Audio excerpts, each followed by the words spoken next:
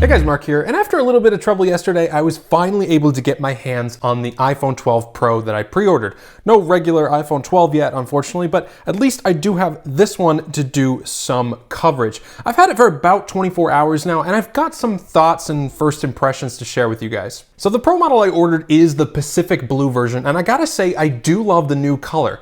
Keep in mind that it isn't nearly as bright or as saturated as it is in the photos though. In fact, if you're in some dim lighting conditions, it doesn't even really look blue, it's more like a gray. The back glass has a matte finish for fighting the good fight against those fingerprints, but the side rails of the Pro model definitely do not. These are stainless steel and they're extremely glossy. Unless you're wearing gloves all the time, these side rails are going to be very dirty constantly. Speaking of the side rails, as I'm sure you've noticed by now, Apple has gone with a flat design this year that's very reminiscent of the great iPhones of old, like the 4S, the 5, and the original SE, which is one of my favorite designs of all time.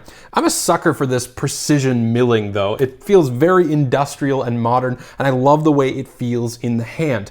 This 6.1-inch Pro is fairly comfortable to hold, but I can tell you right now that the big boy, the Pro Max, probably isn't going to be. I've got a sneaking suspicion that it's going to cut into your hand a bit where the edges are flat and not rounded.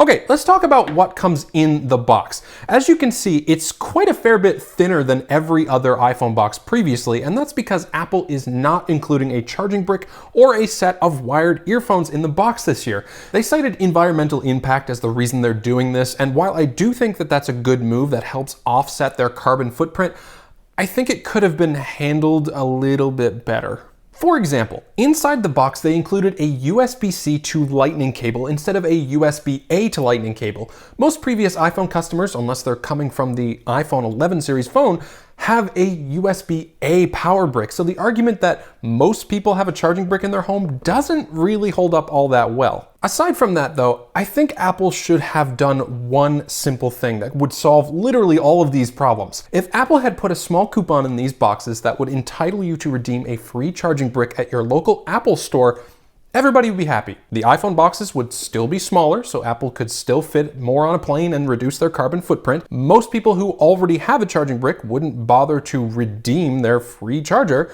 so that would still cut down on e-waste. Paying customers would still get a charging brick if they need one and wouldn't have to pay extra for one. And as a bonus, Apple could drive customers to their Apple stores who might end up picking up an accessory or two while they're there. Everybody's happy. Anyway, enough ranting about that. I'm done. The iPhone 12 series all come with Apple's new 5nm A14 Bionic, and from what I can see so far, it's a really fast phone. Coming from the Pixel 4a with its Snapdragon 730G, the difference is fairly significant, and I never considered the 4a slow. In fact, I was very impressed by the 4a, and if you're more interested in a budget Android phone, I recommend checking out my full review up here.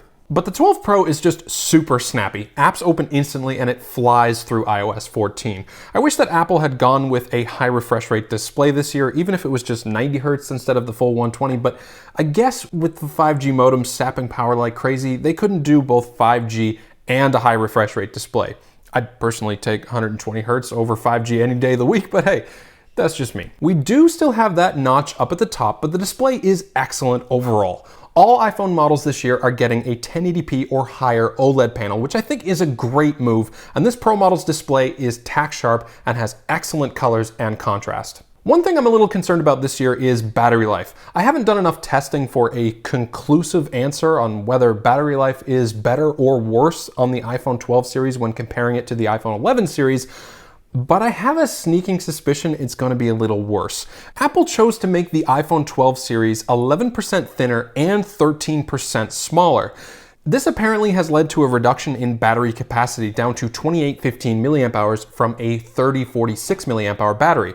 It's possible that the new 5nm CPU is more efficient and we could get the same or better battery life, but like I said, I'll have to test the phone more to find out for sure. All iPhone 12 models are going to come with Magsafe this year, which is basically just a set of magnets that are built into the back of the phone for use with Apple's new Magsafe accessories, like the wireless Magsafe charger, which will snap to the back of the phone, some cases that also have magnets built in, and wallets.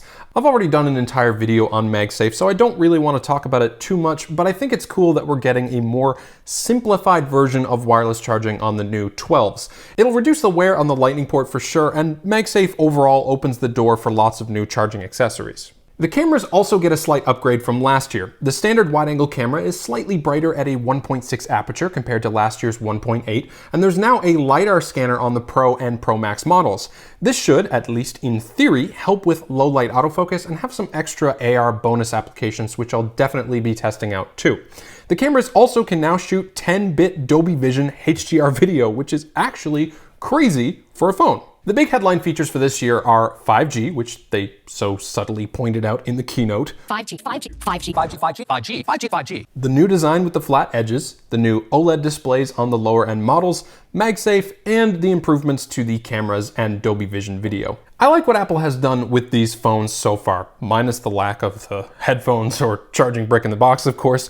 I'm particularly interested in testing out the new cameras and testing that 10-bit Dolby Vision video that they talked a lot about in their keynote, and I'll be definitely doing a video on that in the next, I guess, a day or so. So if you're interested in seeing what these cameras can do, maybe subscribe if you haven't already to be notified when that video drops. Until then, if you like this video, please give it a like to support my channel, and as always, have a great day.